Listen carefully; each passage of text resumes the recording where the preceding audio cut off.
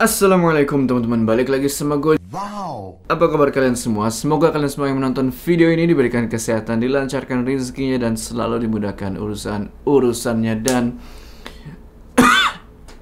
selalu diberikan perlindungan dari wabah yang sedang melanda dunia saat ini. Oh ya, sorry ya kalau gue ngomongnya rada kocak nih, rada lucu. Terus mulut gue monyong-monyong, gue baru pasang behel deh. Kalian yang pasang behel squad, tas dulu. Di video kali ini, kita bakal ngelanjutin cerita Urban Legend Carubanagari yang ditulis sama Restu Wiratmaja. Kalau di part sebelumnya, itu di part 2, kita udah ngebahas nih apa yang terjadi sama keluarganya Pak Kris Mojo dan nasibnya Dian. Dan juga di part kemarin itu, kita sempat ngebahas dikit tentang keluarganya Pak Rodi, yang dimana di rumahnya Pak Rodi itu ada sebuah ruangan yang nggak boleh dibuka. Anaknya Pak Rodi yang bernama Sasa penasaran. Dia bukalah ruangan itu, dan akibatnya dia hilang. Nah, di part 3 ini kita akan fokus pada cerita keluarganya Pak Rodi, dimana keluarganya Pak Rodi ini mulai hancur secara perlahan akibat Astana Kala itu. Sebelum kita masuk ke cerita, jangan lupa kalian like video ini, dan bagi yang belum subscribe, ayo subscribe sekarang ke channel ini supaya kalian gak ketinggalan part terakhir dari cerita ini. Jangan lupa follow juga Instagram gue ya. Udah, gak usah lama-lama lagi. Udah siap ya? Mode horor aktif.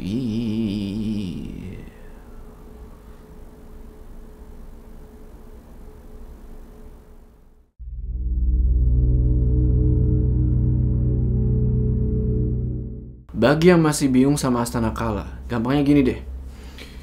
Astana Kala itu adalah alam jin yang dipenuhi sama jin-jin, terutama jin kafir. Nah, desa Tirtajaya, desa tempat para Harja sama yang lainnya tinggal, itu adalah alam manusia. Nah, mereka ini tumpang tindih di satu ruang lingkup, gitu kan? Astana Kala, desa Tirtajaya. Beberapa bulan setelah kejadian yang menimpa Sasa itu berlalu, Dian, kalian ingat kan sama Dian? Setelah pergi dari rumahnya para Harja lumayan lama, pada akhirnya dia mutusin buat balik lagi. Bagi kalian yang bertanya-tanya umurnya Dian ini sekarang udah remaja ya. Begitu juga sama Hengkara, Taraka, dan Yukti. Mereka semua udah beranjak gede nih.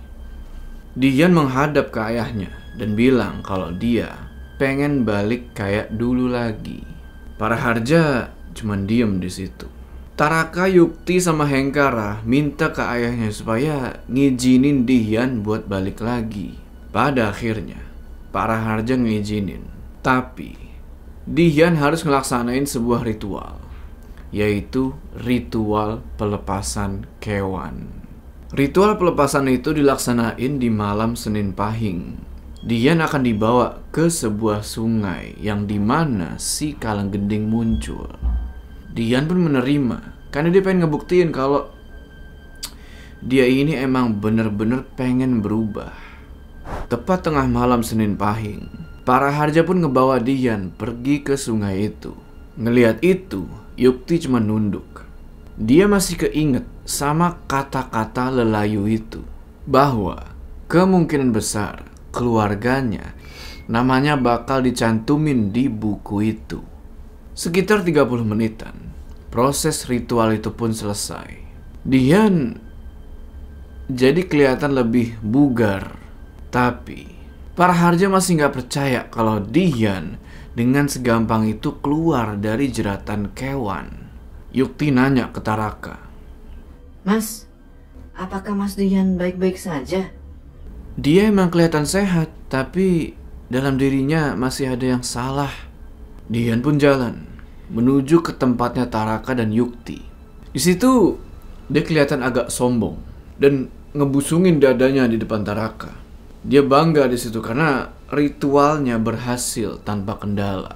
Mungkin di dalam pikirannya, posisi Taraka sebagai pewaris keluarga Raharja bakal gampang diguncangin tanpa harus ngelakuin perlawanan apa-apa. Gak lama setelah itu, tiba-tiba, Pak! Ngedenger itu, Yukti langsung lari nyamperin Hengkara. Kok kayak ada berita buruk nih. Para harja yang masih ada di sungai juga langsung nyamperin Hengkara. Hengkara di situ bilang, "Ibu, Pak, ibu ngamuk." Mereka semua pun langsung balik ke rumah. Sesampainya di rumah, ternyata istrinya Pak Raharja, yaitu Bu Yati, lagi ngamuk-ngamuk hebat. Sampai ditontonin sama beberapa warga. Bu Yati ini kayak orang yang lagi stres. Pak Raharja pun langsung berusaha buat nenangin istrinya. Tapi bukannya tambah tenang, istrinya malah semakin menjadi-jadi. Apa jangan-jangan hal itu udah ditulis di dalam buku hitam itu yang dikasih sama Lelayu? Kalian inget kan yang bagian kedua tentang pertengkaran? Pak Raharja masih berusaha buat nenangin istrinya itu. Tapi semua sia-sia. Pada akhirnya mereka berdua malah jadi cekcok. Taraka langsung ngebawa Yukti ke dalam kamar supaya dia nggak ngedenger pertengkaran itu. Hengkara pun mulai nggak nyaman nih sama warga-warga yang nonton dan dia pun ngebubarin mereka. Taraka di situ ngelihat kalau mata ibunya ini beda banget. Antara marah dan benci jadi satu. Dalam percekcokan itu, ada satu kalimat dari ibunya yang ngebuat dia berpikir, apa jangan-jangan ibunya ini dihasut sama warga supaya berantem sama suaminya? Kalimat itu adalah, "Urusi awakmu, aku gak akan mau dijadikan istri simpenan." Pak Raharja keheranan di situ. Hah? Istri simpenan? Maksudnya? Padahal Pak Raharja nggak pernah ngelakuin itu.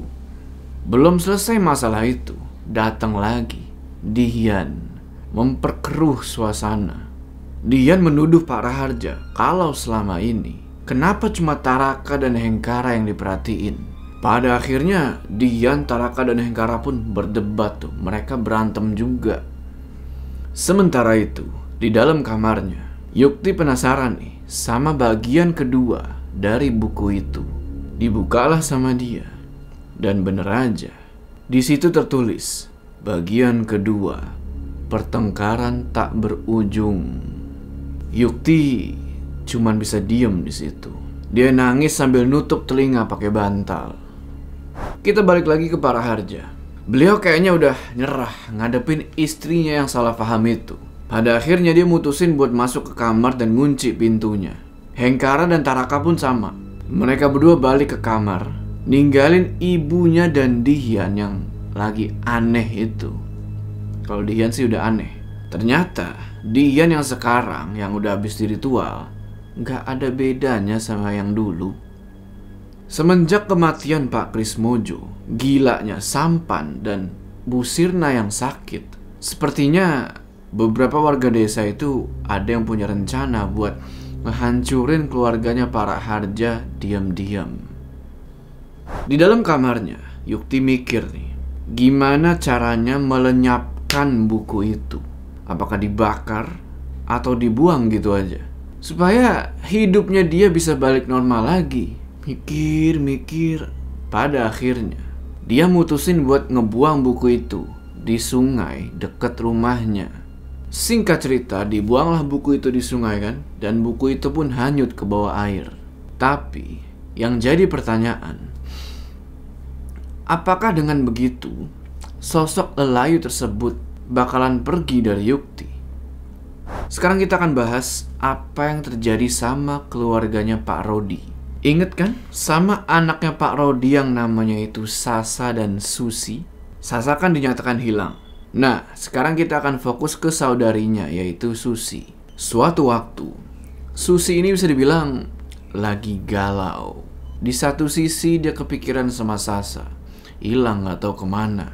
Dan di sisi lain, karena dia ngerasa udah cukup umur, dia pengen nikah, tapi belum ada laki-laki yang mau ngelamar dia.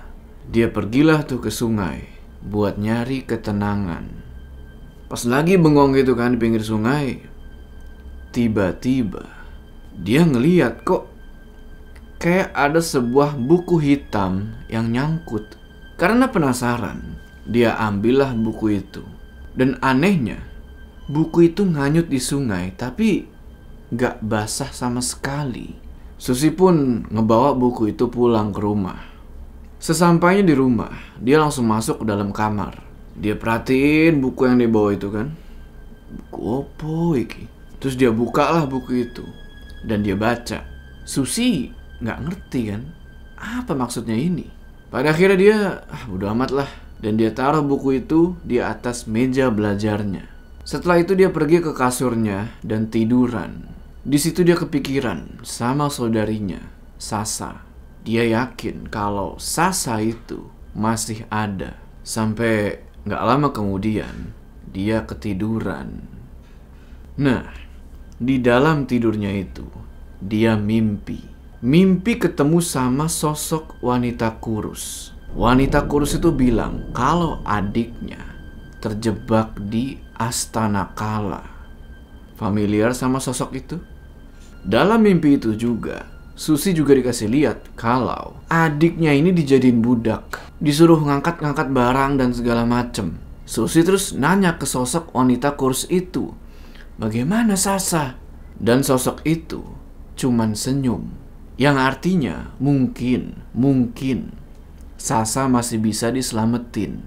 Sosok itu lalu nawarin Susi sebuah kesepakatan apabila Sasa pengen diselamatin, yaitu sebuah kesepakatan yang mematikan. Tumbal anak.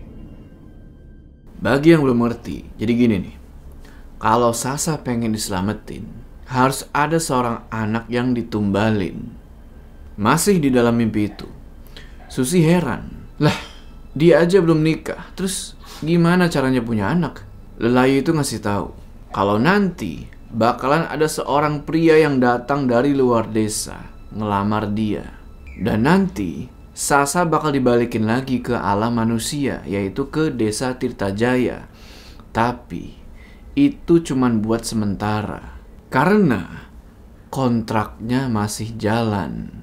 Maksudnya adalah, selama bayi itu belum ditumbalin ke si Lelayu, Sasa bakal tetap dibawa balik lagi ke Astana Kala. Dan di situ, Susi pun menyetujui kesepakatan itu. Ketika dia bangun, Susi ngeliat kalau buku itu masih ada. Dia buka lagi buku itu dan anehnya, tulisan-tulisan yang sebelumnya ada sekarang udah hilang. Setelah itu dia pun keluar kamar dan nanya ke ayahnya tentang bagaimana pencariannya Sasa. Dan di sini Susi kaget bukan main ngedenger jawabannya Pak Rodi. Beliau bilang kalau beberapa waktu yang lalu Sasa udah ditemuin. Dia ditemuin lagi tidur di kamar mandi. Aneh, sebelumnya udah dicari di dalam dan di luar rumah, tapi gak ketemu-ketemu. Kok sekarang tiba-tiba muncul di kamar mandi? Tapi ada yang janggal sama Sasa tuh. Sejak ditemuin itu, dia jadi lebih suka menyendiri. Dia selalu bilang kalau dia ini dipukulin dan gak dikasih makan. Dipukulin, padahal gak ada satupun luka pukul di tubuhnya. Mukanya Sasa itu benar-benar pucat dan di situ bibirnya memutih kayak mayat. Di sini gue berasumsi kalau setengah jiwanya Sasa itu masih nyangkut di Astana Kala. Kalian setuju gak? Beberapa hari kemudian, yang gak disangka-sangka, ada seorang pria yang berasal dari daerah J, nama daerah gue samarin ya, datang nih ke rumahnya Pak Rodi dan ngelamar Susi. Sesuai dengan apa yang dibilang sama Lelayu di mimpinya itu, kalau Susi menikah dengan pria itu dan punya anak, kemungkinan besar anak itu bakal ditumbalin buat ngebawa Sasa keluar dari Astana Kala itu.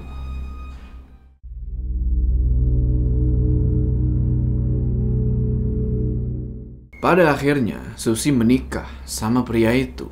Pas banget nih, sebenarnya Pak Rodi juga pengen cucu. Jadi suaminya Susi itu, kita sebut aja namanya Wawan. Nah, Wawan ini bisa dibilang adalah laki-laki yang super sibuk. Tapi bulan pertama pernikahan mereka, Mereka ini masih romantis. Ya, gimana sih romantisnya suami istri kan? Nah, bulan kedua, Wawan lagi sibuk-sibuknya nih sama pekerjaannya dia.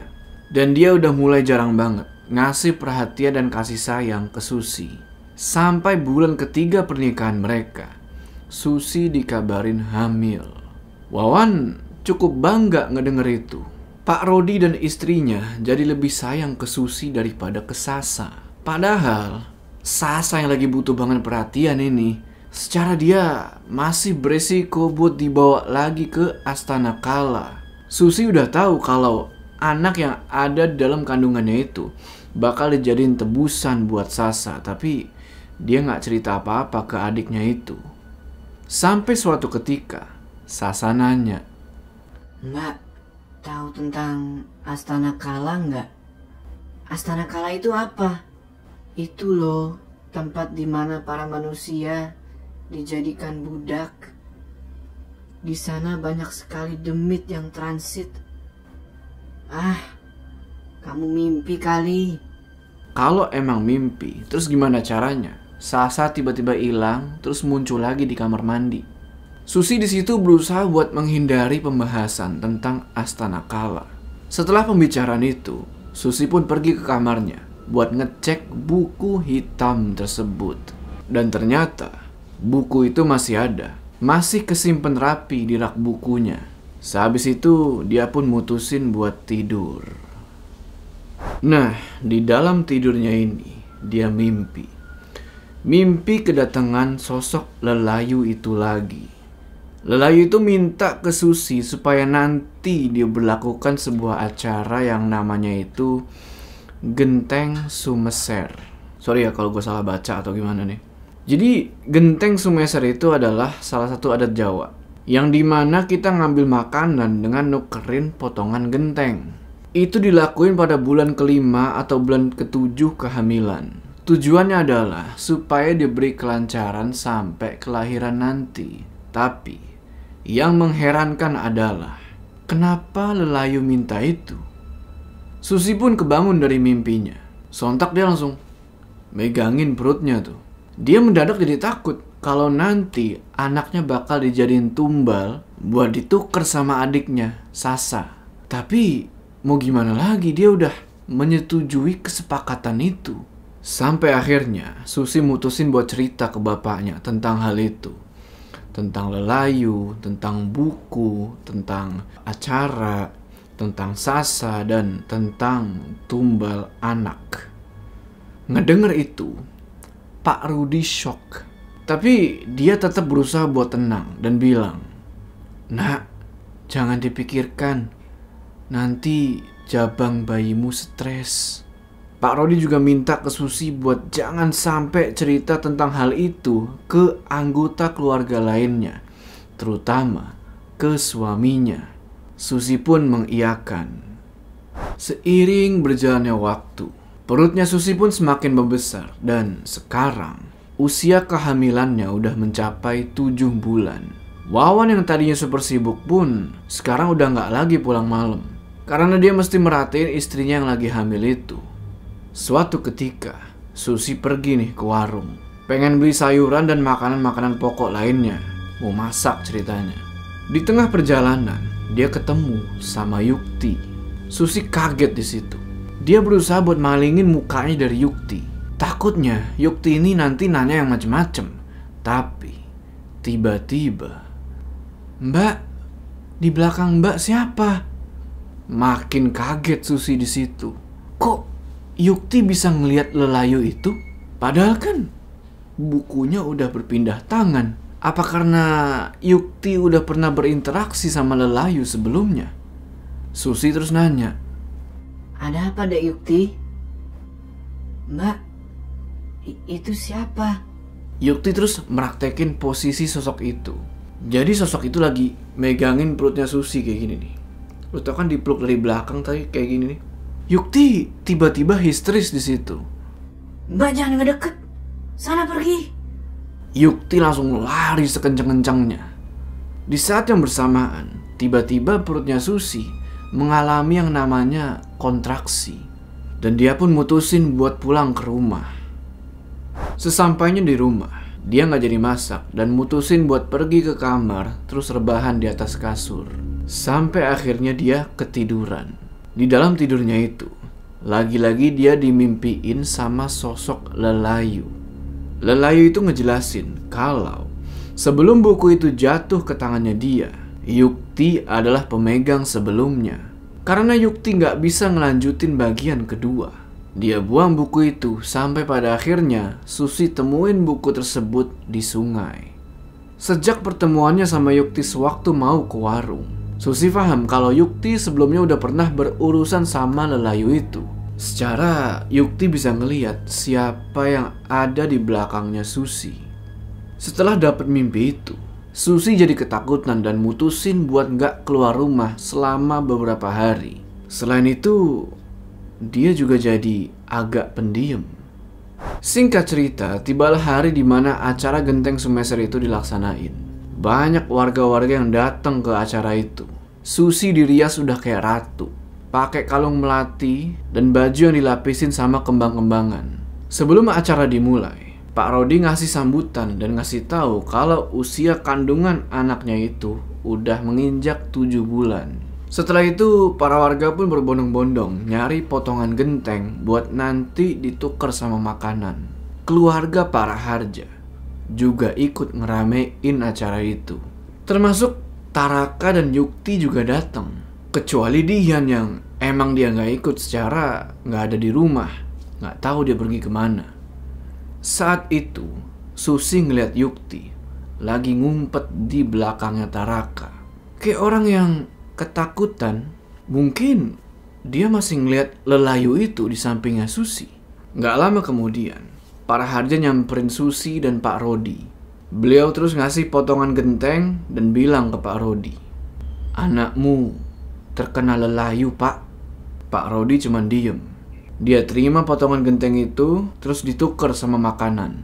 Para Harja terus natap Susi. Di situ Susi cuma nunduk aja sambil megangin perutnya.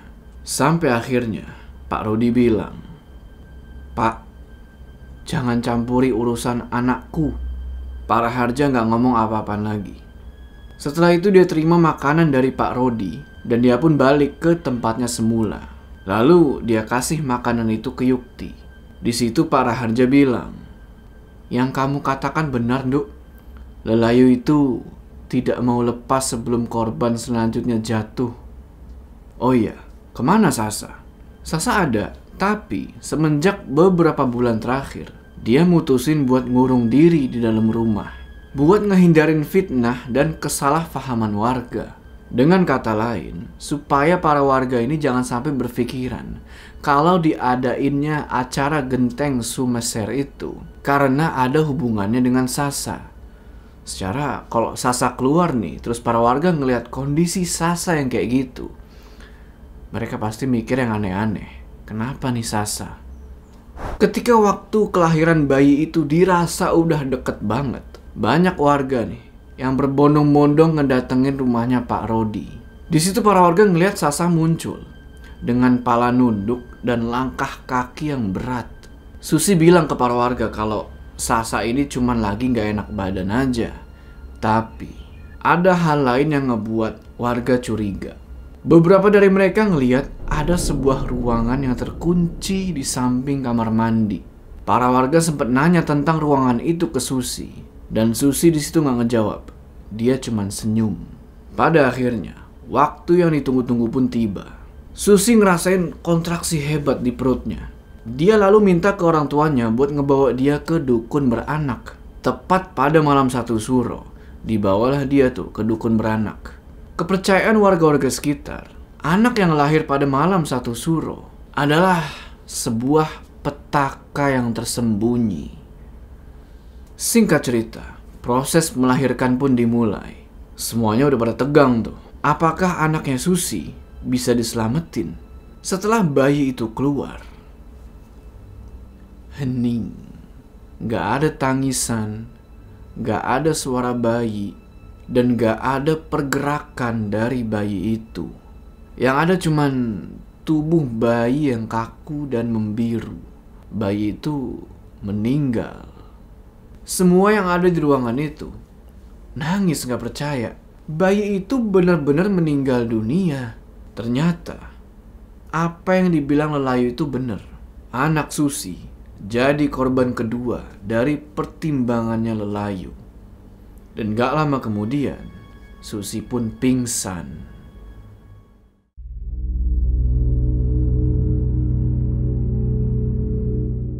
Kematian anaknya Susi itu dianggap aib sama keluarganya Pak Rodi sendiri. Nggak cuma itu, para warga sekitar pun nganggap kalau kematian anaknya Susi itu adalah kematian yang nggak wajar.